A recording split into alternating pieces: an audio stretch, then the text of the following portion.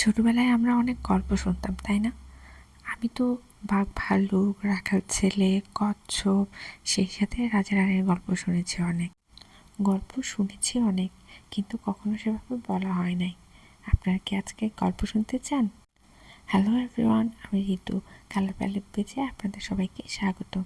আজ নিয়ে এলাম এক রাজা এবং এক রানীর গল্প নিয়ে। চলুন তাহলে শুরু করে ফেলি। 2013 সাল। সেই বছরের শেষের দিকে এক রাজার সাথে এক সুন্দরী মায়াবতী রানীর ফেসবুকে পরিচয়। অনেক দিন তাদের টুকটাক ফেসবুকে কথা হতো। তারা একই ভার্সিটিতেই পড়ত।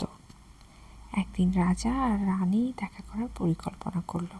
সেদিন রাজা তার সকল কাজ ছেড়ে রানীর সাথে দেখা করতে এসেছিল।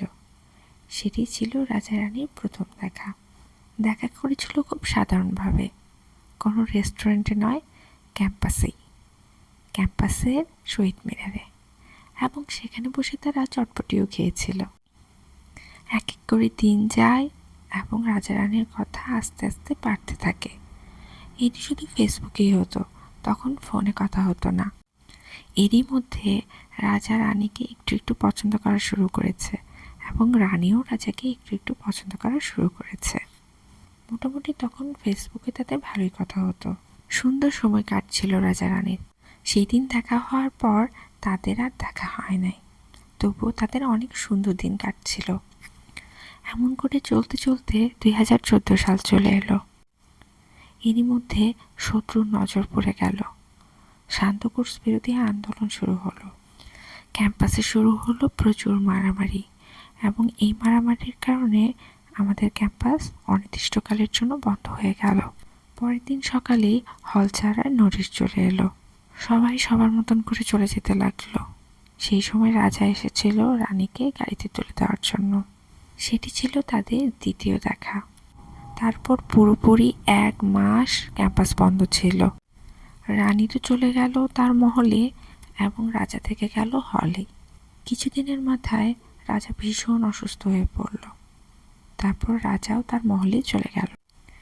দূরত্ব যতই হোক না কেন, সেই সময় তাদের তুমুল ঝড়ের মতো সারা দিন রাত ফেসবুকে কথা হতো এবং মাঝে মধ্যে ফোনেও তারা কথা বলতো।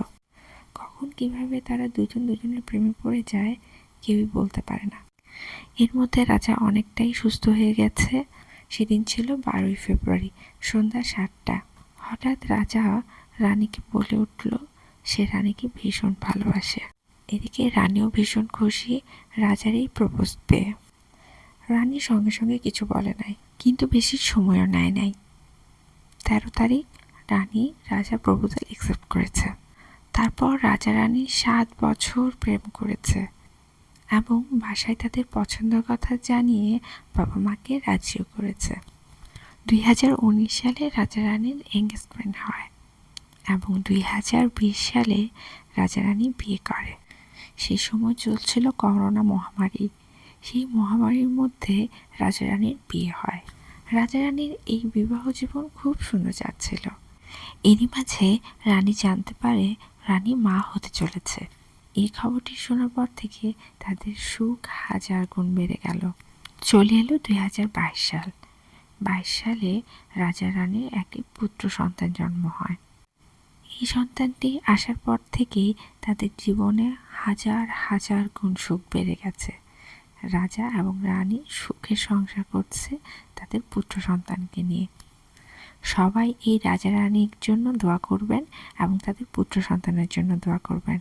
আজ রাজা রানীর 1 যুগ পূর্ণ হলো। সবাই কিন্তু রাজা রানীকে অভিনন্দন জানাতে ভুলবেন না।